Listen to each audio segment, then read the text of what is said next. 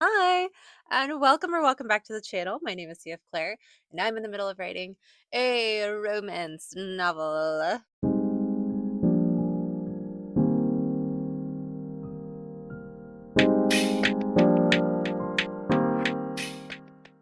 And I say writing, I'm not writing at the moment, even though it's the 3rd of November, and there is a huge part of me that's like, you complete fool. Why are you not drafting this book right now? But I have such good reasons that I just can't. Can't abandon them. Here's the book I'm working on. It is Project Goblin. But yeah, it's NaNoWriMo, and I am loving everyone's videos as they're making their progress and stuff. That is so fun. I wish, okay, let me. So yeah, okay, so right now I can talk. I'm great at it.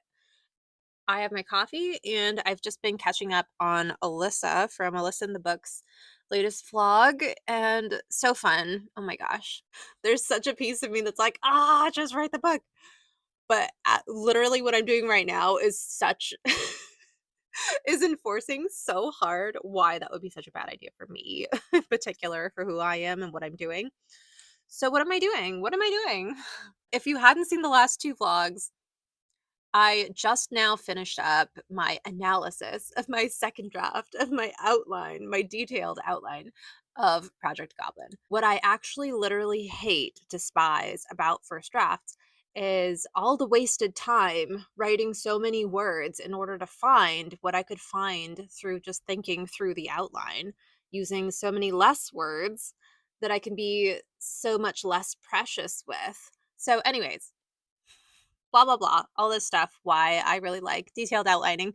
And and I'm really glad to still be in that process because there are some major problems that I need to fix before I would want to actually do a first draft.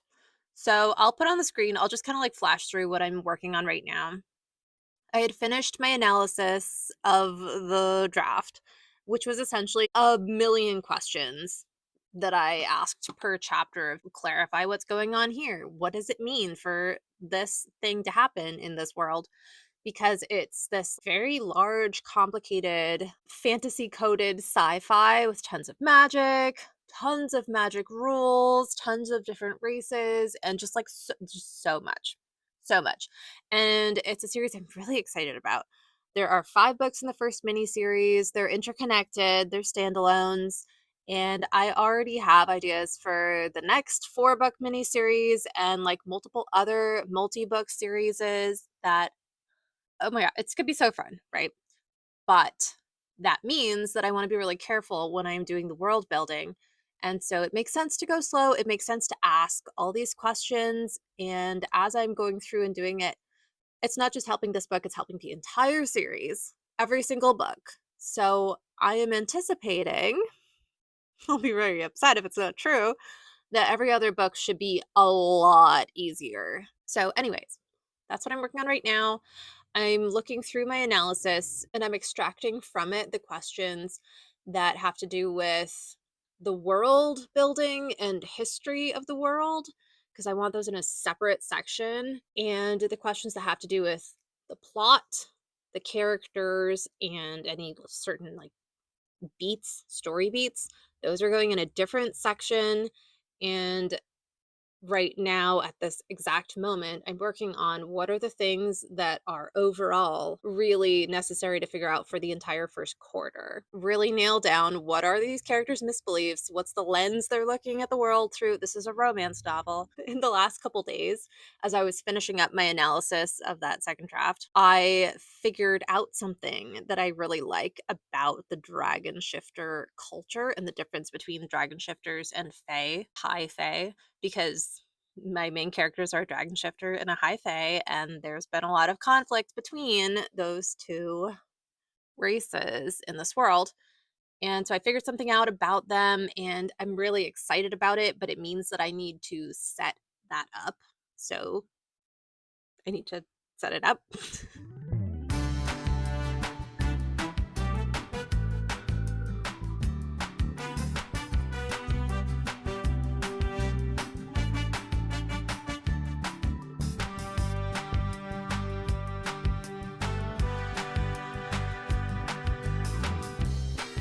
went really well. It went really well. It's like 7 o'clock at night right now, and I'm feeling so good. Extracting all of those questions was so helpful, and I just knew so many of the answers just by typing them out.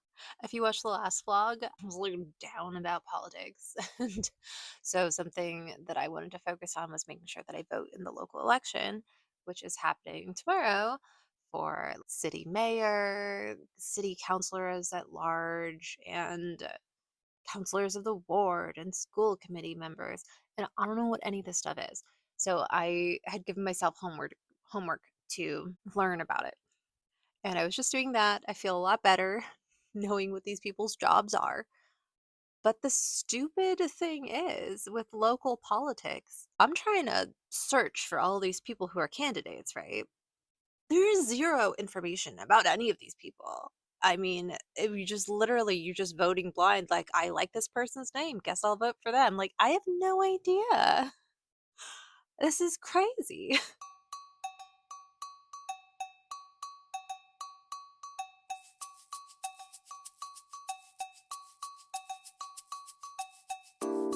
It's November 4th. I just dropped the kids off and I came to the track to hang out. I want to finish what I'm working on. What I really want to do for the next couple minutes is just like chat about really difficult, like struggling with your ego as a writer. Not about the quality of what you're doing, but how do I even get into it? I am so self-conscious about the fact that I feel like I come across like I have shiny object syndrome, because every couple months I'm working on this totally different project. And I know logically that I don't have shiny object syndrome. I am not just moving on to the next thing that is easy. I dig in so deep to what I'm working on, and there are reasons why I pivot.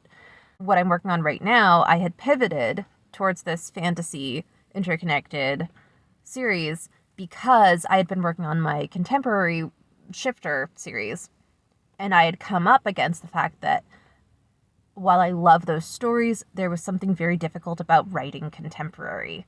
And I had been at the same time also working on my fantasy detective middle grade story, and that had been so much easier.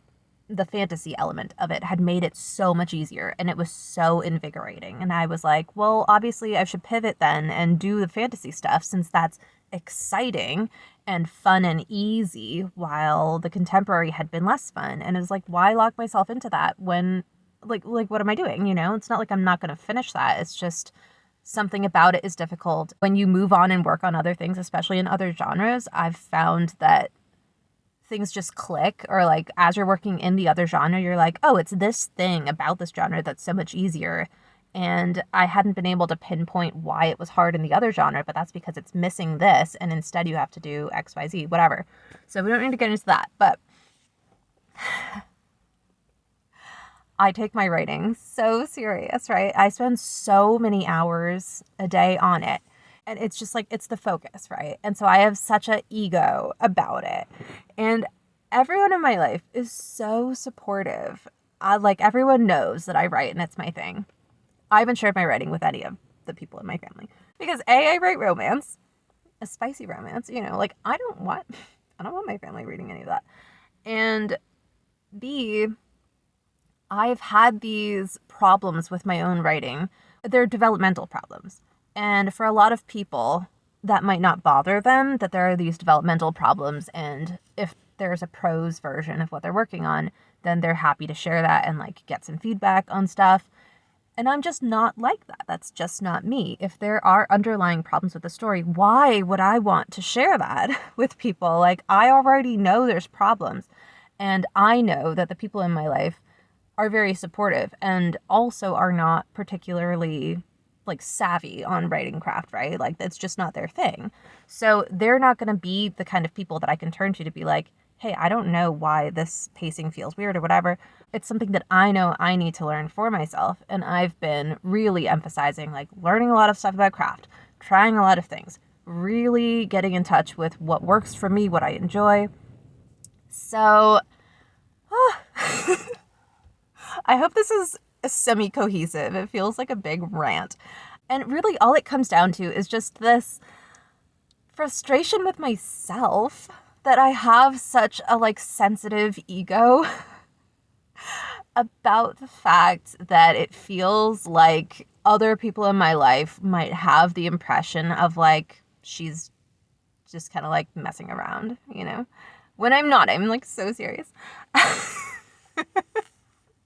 And it's like, who cares, right? These are people I love. They're so, like, no one is like, wow, she's not serious. That's not the tone people would be thinking this stuff in.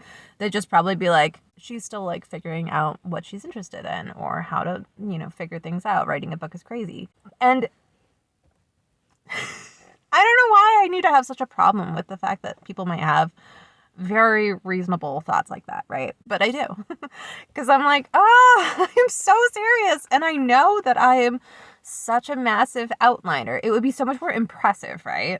If I was someone who wrote, like, did the first draft before doing so much of this outlining. Because then when you say things like, oh, I just finished the first draft of this novel that I've been working on. That's very impressive. You know, people hear that. And especially if they have not written as a serious thing, it's like writing's hard, but like clearly they're committed, right? Like they wrote the whole first draft of something.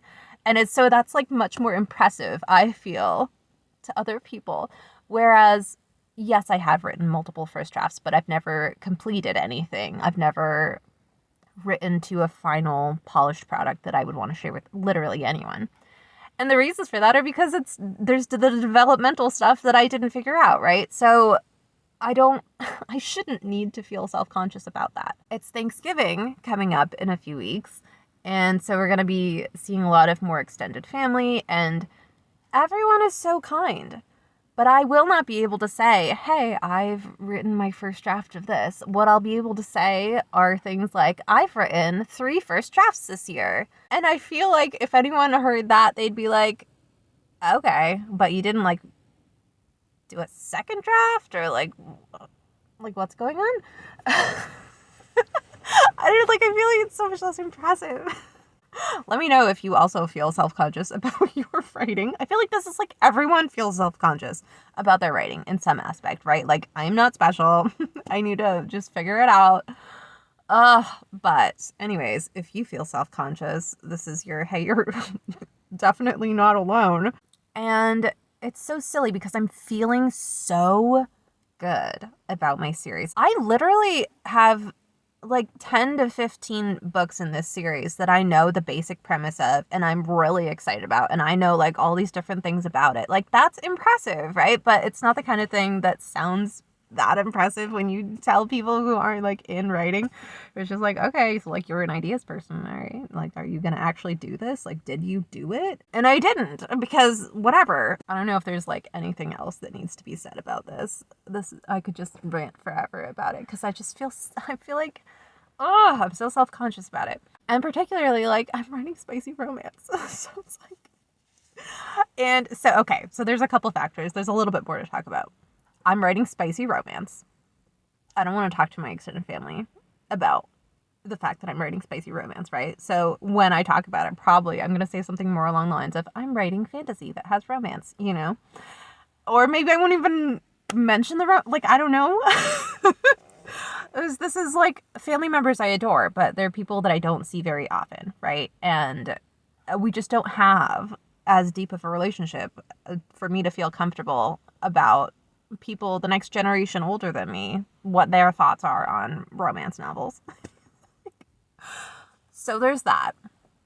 Coupled with the fact that up until fall of this year, I had been like stay-home mom, like really having to focus on having young kids and all this stuff, and I didn't have that much time. So there's like a certain expectation understanding of like, oh, like what kind of stuff can you actually accomplish when you have young kids? Like, probably, you know, that makes sense that she hasn't been able to finish a completed full first book. Like, that logically makes sense.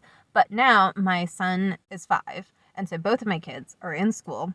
And so for 6 hours every day, I don't have a job. I am lucky enough at the moment that my husband is the sole breadwinner in the family. And so there have been questions, you know, from extended family members who are like, wow, that must be so nice having all that free time. What are you going to do with it? And it's like, well, I'm writing.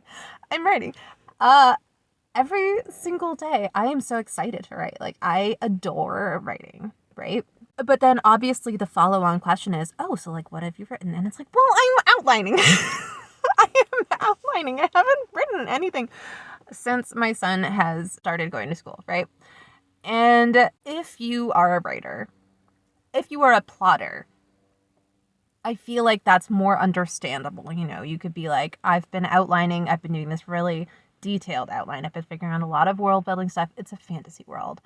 And anyone who is a serious writer would hear that and be like, well, that makes sense to me, you know, that there is a lot that goes into it.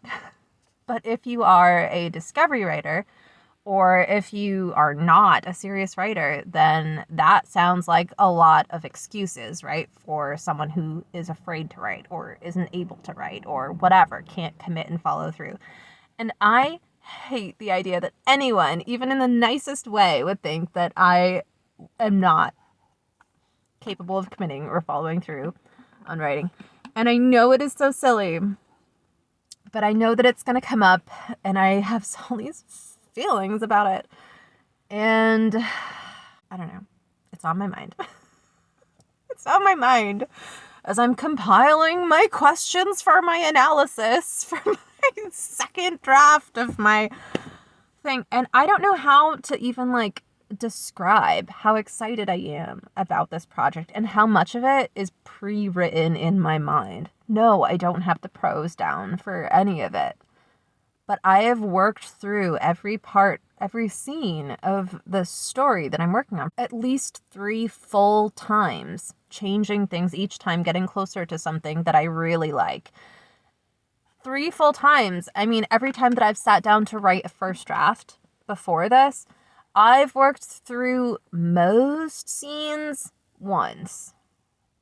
And always during the first draft process, it's difficult and painful for me because as I'm going through, I'm still like not totally sure about everything. And I don't enjoy that. It's not fun. And so I feel like I already have such a better grasp on this story. But like, when I see people and they're like, hey, what have you been doing? I'm like, well, I've been outlining. That's just like, that's what you could understand being a non-writer is. I've been outlining and it's going great and I love it. And it sounds really like small. And then I think like on top of it too, it's getting to me a little bit about the fact that this is November and everyone's doing their writing challenges for their first drafts. And meanwhile, I'm like, I'm not ready. I'm not ready. Even though obviously it's so silly because when I do sit down to write, I think it's not actually crazy to be like, I could write the first draft of this within 4 weeks, which is way faster than I've ever drafted before. And with having most of the developmental problems fixed before the first draft. So yes, it's taking a long time to do the first draft, but by the time, like, it should be so much faster to do the second draft than other people's second drafts. So it's just like coming to grips with my writing style and the fact that it doesn't sound good when you talk about it. But anyways, what are you self-conscious about with your writing? Is anyone gonna ask you about it at Thanksgiving? Are you kind of dreading it? Are you not sure what you're gonna say? I sympathize. And this is literally like so silly too, I feel like, because everyone is so supportive. I don't have people in my family, I'm so lucky, who are outwardly like, what do you mean you're writing for? When are you gonna get like a real job or something like that?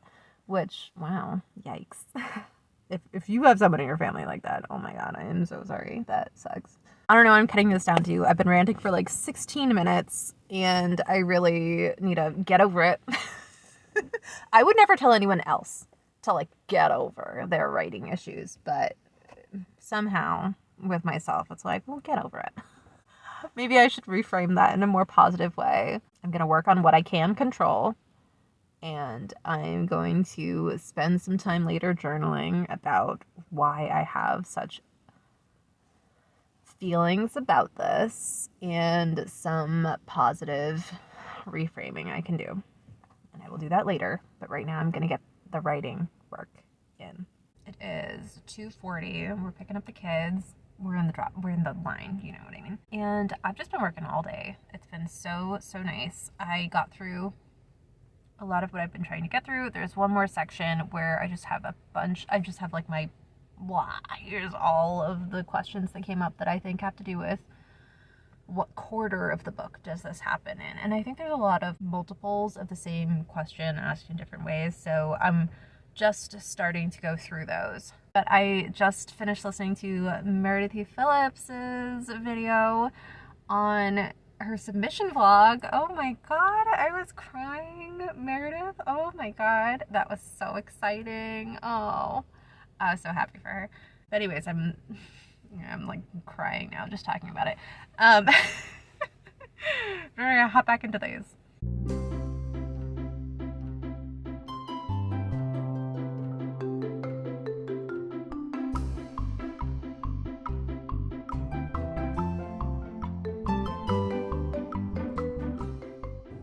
It's November 5th, and we just dropped off the kids. We're at the track. We're gonna do a little bit more writing before going back home. It is so great being in different locations to like do writing. That helps so much. I voted yesterday. I feel honestly pretty good about that. I'm so happy that Mom Donnie got elected in New York. Not to talk a ton of politics, but like we need young people who are compassionate and want to tax the rich and blah, blah, blah, fund public stuff.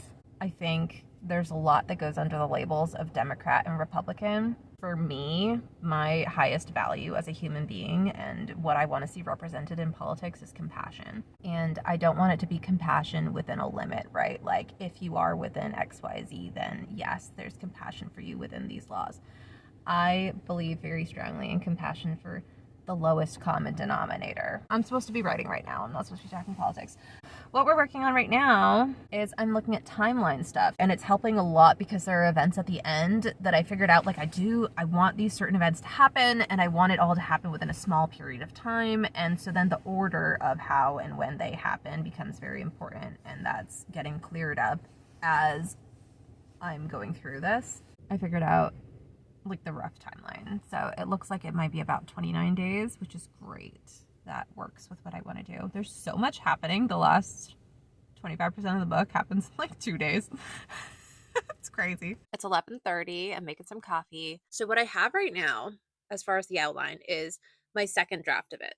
And I had done an analysis of that where I actually like changed quite a few scenes that happened, took out a lot of threads, but I did it not in the document itself. I did it in a separate document. So as I'm condensing now, here's the action and the consequence, I'm updating in a very, very pared down way what I had changed from the analysis. One thing led to another.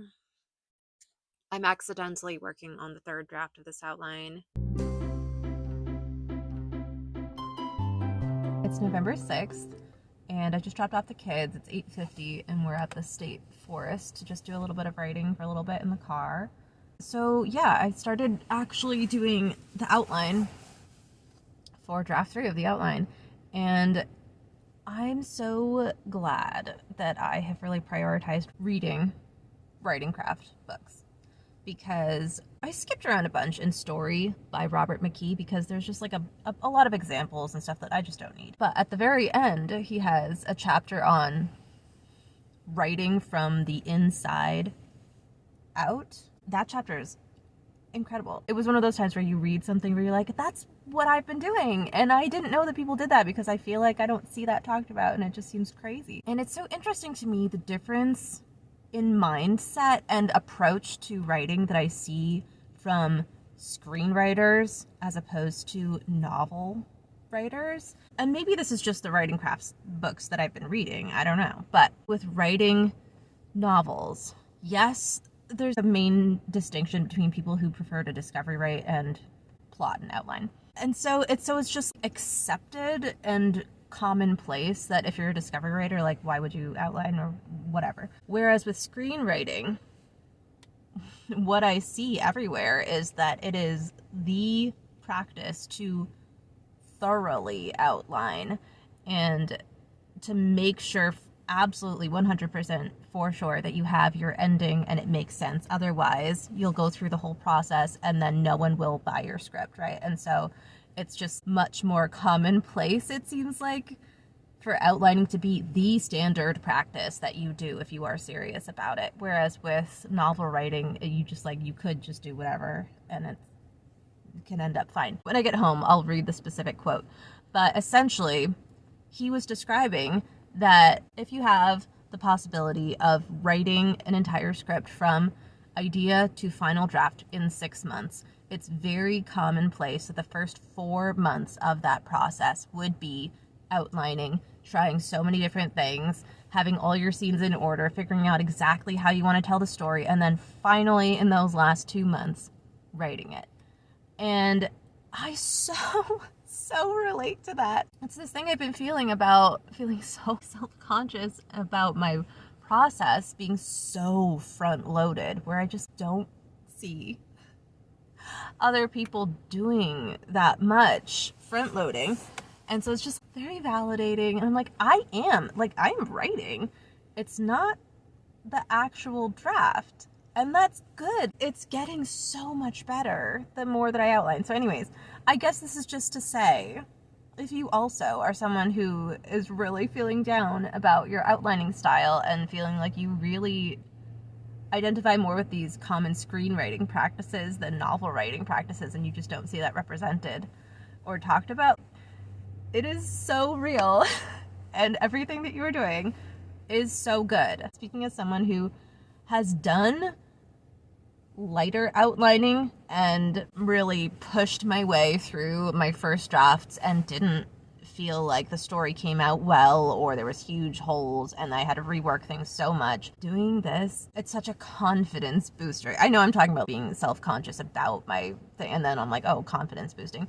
But I'm only self-conscious because of the way I think other people would, read how long it takes me to do it. But my confidence in the actual story itself is like, it's sky high. It's so good. I'm so glad that I'm reading craft books. I so recommend just reading widely craft books. We have interlibrary loaning. I don't know if that's a common thing or if that's just like a Massachusetts thing, who knows.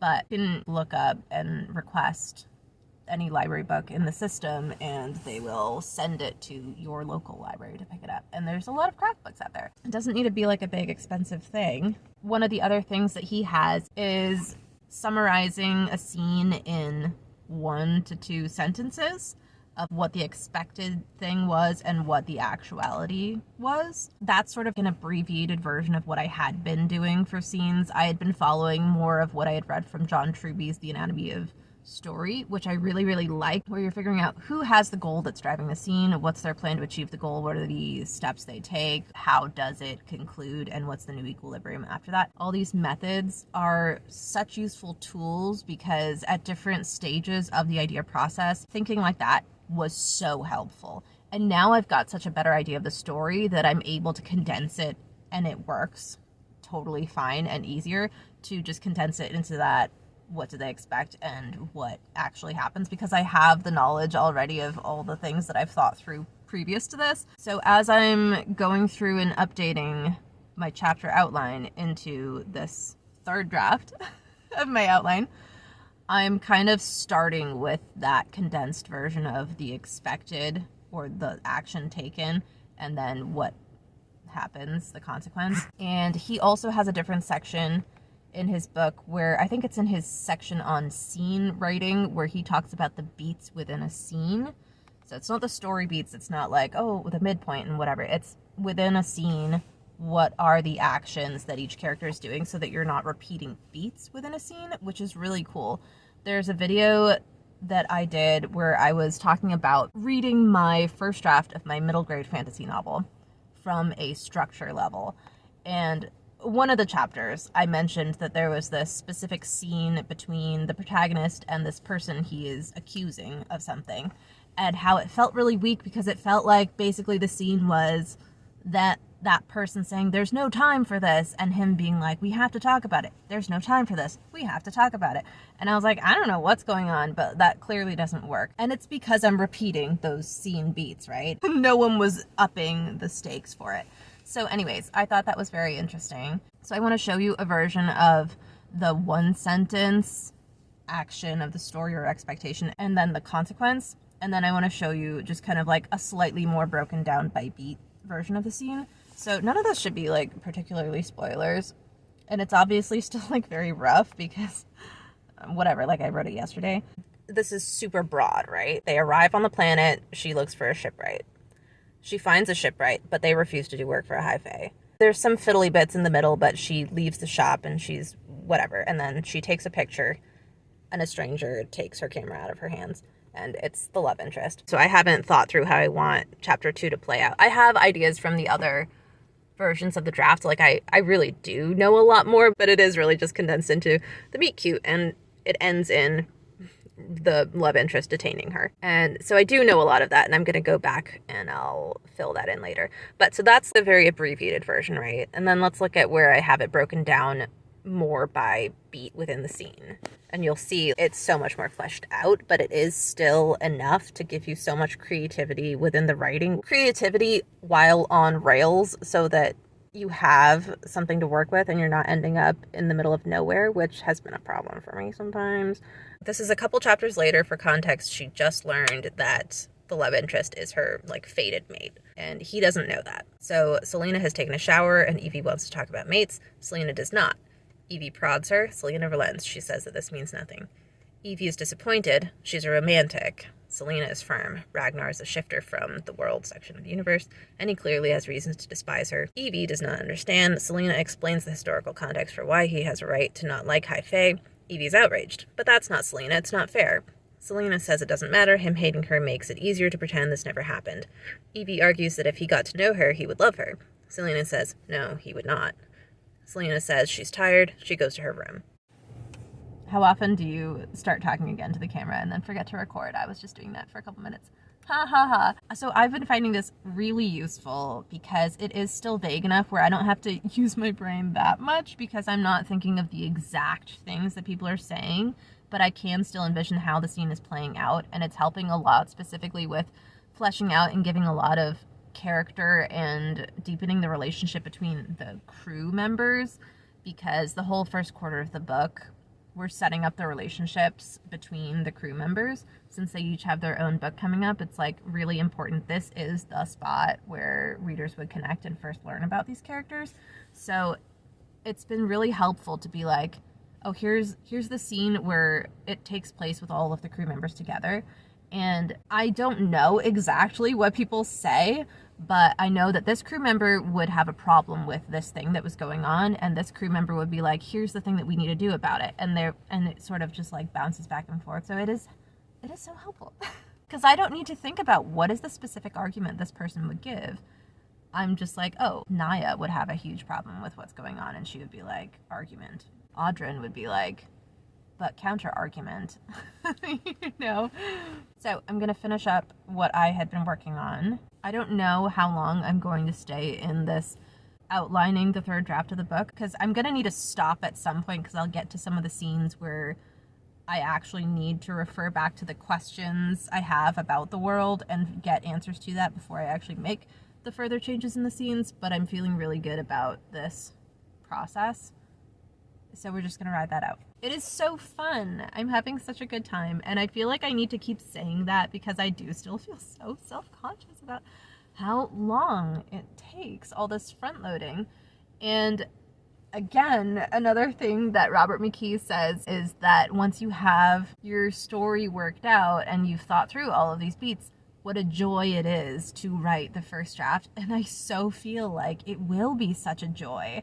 And he was like, when you finally start writing and your characters get to say the dialogue, it's like the words fly off the page because it's like they've had duct tape on their mouth for this whole time, and finally they get to talk, and it's the best dialogue you'll probably ever write if you do it this way. And obviously that's his opinion, and it seems like he and I like work similarly in the way of how to outline a story and all this stuff.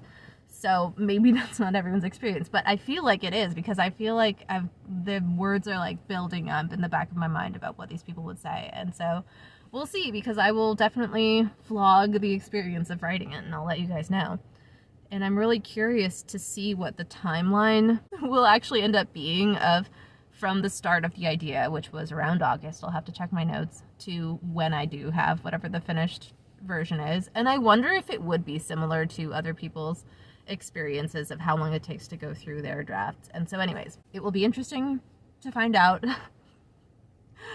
I am encouraging myself that this is good and normal and absolutely okay to take so long at the beginning of the project. If you're in a similar stage, I totally encourage you as well. And yeah, okay, that's right. I finished that chapter I'd been working on. I feel really good about it. I actually was having such a great time writing in the car at the state forest, but apparently they seem to just have this habit of, in the fall time and hopefully the winter too, they have a fire inside in the building, in the fireplace, and it's just like this really cozy hangout spot. I really wanted to write in there, but I didn't bring my charger with me, and my laptop was like, I'm gonna die in 3 minutes. Okay. We'll go home. But I think I want to go back later today and do some more writing there. Really cozy, cute atmosphere. But let's look for that quote I was talking about. So this is page 412, writing from the inside out. If, hypothetically and optimistically, a screenplay can be written from first idea to last draft in 6 months, these writers typically spend the first 4 of those 6 months writing on stacks of 3x5 cards, a stack for each act, 3, 4, perhaps more. On these cards, they create the story's step outline. A step outline. As the term implies, a step outline is a story told in steps. Using 1 or 2 sentence statements, the writer simply and clearly describes what happens in each scene, how it builds and turns. For example, he enters expecting to find her at home, but instead discovers her note saying she's left for good. Then the next thing you would do is you would give the step outline the treatment. This is page 414. To treat the step outline, the writer expands each scene from its 1 or 2 sentences to a paragraph or more of double-spaced, present tense, moment-by-moment description. And then his example, using the same scene as before, but that scene being given the treatment. Jack walks in and tosses his briefcase on the chair next to the door. He looks around. The room is empty. He calls her name. Gets no answer. He calls it again, louder and louder. Still no answer. As he pads to the kitchen, he sees a note on the table. Picks it up. Reads it. The note says that she has left him for good. He drops in the chair, head in his hands, and starts to cry. So you can see how that's the same scene, but in more detail. I love that. I feel like that works really well for me. Let me know if that's something that seems good for you too. In treatment, the writer indicates what characters talk about. He wants her to do this, but she refuses, for example, but never writes dialogue. Instead, he creates the subtext, the true thoughts and feelings underneath what is said and done. We may think we know what our characters are thinking and feeling, but we don't know we know until we write it down. And then it gives a second further example of that same situation given more thought. The door opens and Jack leans on the jamb, exhausted from a day of failed and frustrating work. He looks around the room, sees she's not around, and hopes like hell she's out. He really doesn't want to have to deal with her today. To be sure he has the house to himself, he calls her name. Gets no answer. Calls out louder and louder. Still no answer. Good. He's finally alone. He lifts his briefcase high in the air, drops it with a thud onto her precious Chippendale chair next to the door. She hates him for scratching her antiques, but today he doesn't give a damn. Hungry, he heads for the kitchen, but as he crosses the room, he notices a note on the dining room table. It's one of those damn annoying notes that she's always leaving around, taped to the bathroom mirror on the refrigerator or whatever. Irritated, he picks it up and tears it open. Reading it, he discovers that she's left him for good. As his legs go weak, he drops into a chair, a knot twisting in his gut. His head falls into his hands and he starts to cry. He's surprised by his outburst, pleased he can still feel some emotion. But his tears are not grief. They're the dam breaking with relief that the relationship is finally over. When I tell you how much this method of outlining speaks to me, it's true. I'm really excited to have read that and just be able to work with that knowledge. I'll be honest, there's a lot of this book that I literally skipped through because I skimmed through it and I was like, it seems like I've already read it in other formats, and this is a more complicated version of a format that I already know. But there are some particular things that were just very illuminating and eye-opening.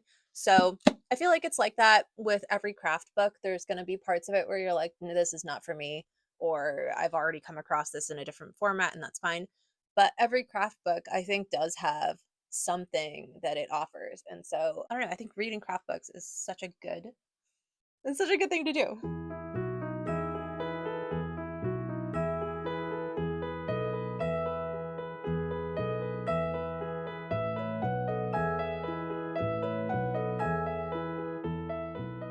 The 7th. It's already 2:30, so I'm actually in the pickup line. But I wrote for a couple hours at the state forest this morning, and yeah, so cozy. Oh my gosh, it was incredible. I will definitely be doing a lot of writing there in the winter. If they keep burning those fires, I'm gonna keep coming and sitting in. I was the only one there for like 2 hours. The writing is going well.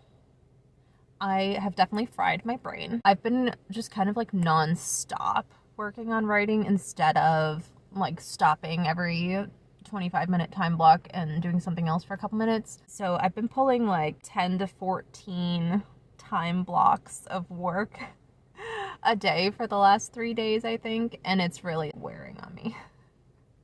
So I've been having a great time, and I've been really motivated to keep going. I think I have reached the point where I need to just take a little bit of a break and get that creative input in and just read a couple books. So I'm going to do that. I've updated my chapter outline with the new rough events of the book because I did change quite a bit from the second draft of my chapter outline. So there's now actually 62 chapters instead of 63 and an epilogue. A bunch of the point of view chapters changed, a bunch of the events changed. There's still holes, still things that I need to answer, but it's so much closer to what I think it will look like in the end. So it's just like a couple finicky things to figure out. So I have it updated in that kind of action consequence abbreviated form, and then some of them I have fleshed out a little bit more into like scene beats. And so I'm excited to take a bit of a break, go back to those questions, world building questions, and answer some more of those and just kind of let things percolate for another couple weeks. I'm like seeing the story play out for the 4th full time in my mind as I'm working through this. It's so fun. So much happens. Every time I start over at the beginning, I'm like, whoa, we do a lot of stuff. Oh my gosh, this is an adventure. I'm trying to find more comp titles, and it's really hard because this is fantasy sci-fi. I'm just not seeing any versions of fantasy sci-fi out there that don't involve humans whatsoever. And maybe there aren't any. I don't know. Am I just like trying to create my own market? And that's not what I want to do. It really is fantasy, so I think it's very accessible even if people aren't super into the sci-fi part. I don't know. I think there's stuff there for both people, and it's romance centered, so it should be fun. But so I'm looking for comp titles. So hopefully this vampires in space will be fun. I have vampires in my series, but they're different. They're not their own species, race. There's something else. Yeah, overall, I feel like this was kind of a funny week of sort of crashing out in the middle and then feeling better. But I guess that's good to have the middle be a crash out instead of the end. So yeah, I'm feeling good. I'm excited to recharge over the weekend. I'll probably take a break from vlog style videos and maybe let myself do a couple of the more sit down videos. I'd really like to actually make 4-minute, 5-minute short video on what I mean when I'm like, you know what the 8 sequence method is, right? That's what I'm using. If you use the 8 sequence method, let me know. Because I really don't see it as a novel writer thing talked about on YouTube. I can talk sentences. So anyways, I think it's great and we should talk about it more. So I hope your writing is going really great. I hope if you're doing a challenge or competition or whatever, that's going great, that life is going great, and that your Thanksgiving is great. And I'll see you in the next one.